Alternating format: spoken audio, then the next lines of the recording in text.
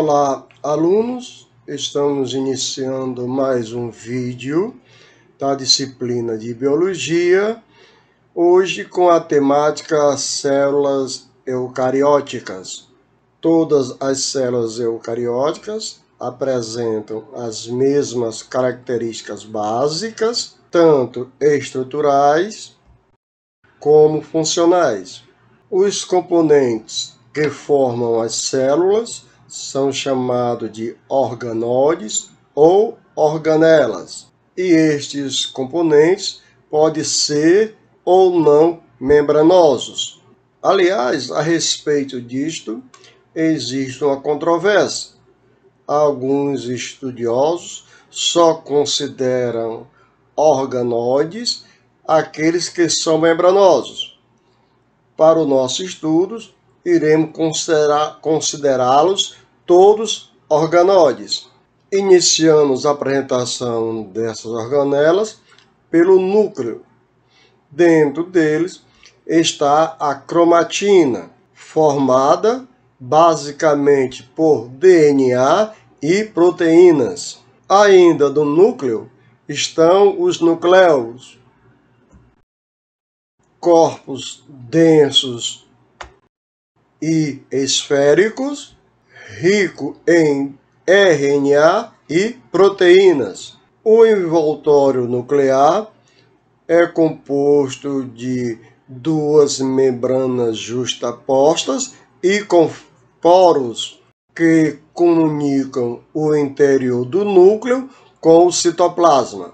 Aderido à sua membrana nuclear, existe uma organela chamada de retículo endoplasmático. A região mais próxima do núcleo, ela tem muitos ribossomos aderidos. Por conta disto, ela é denominada, esta região do retículo endoplasmático é denominada retículo endoplasmático granuloso, e a sua função está relacionada com a síntese de proteína. A parte mais afastada do núcleo do retículo endoplasmático não tem ribossomo aderido. Por conta disto, ele é denominado retículo endoplasmático não granuloso, e a sua função está relacionada à síntese de lipídio, bem como à desintoxicação. Os ribossomos que participam da síntese de proteína se encontram livres no citossol ou aderidos a membranas de algumas organelas e também, como já foi mencionado, aderidos em parte do retículo endoplasmático. Os ribossomos são produzidos no nucleolo. Outra organela encontrada nas células eucarióticas são as mitocôndrias. Estas são responsáveis pela finalização da respiração celular aeróbica, por meio do qual as células obtêm energias para a realização de seu metabolismo. Agora é a vez de apresentá-los o complexo golgiense. As suas atividades incluem modificação e concentração de substâncias produzida no retículo endoplasmático e seu empacotamento em vesículas para que essas substâncias sejam transportadas para o interior da própria célula ou para outras células. Agora falemos do lisossomos. E esta organela, em forma esférica, contém em seu interior enzimas digestivas. Portanto, ele faz parte da digestão celular. As enzimas que ele contém digerem substâncias englobadas pela célula, conseguem digerir as substâncias fagocitadas pela célula e também digerem componentes danificados ou inativos da própria célula.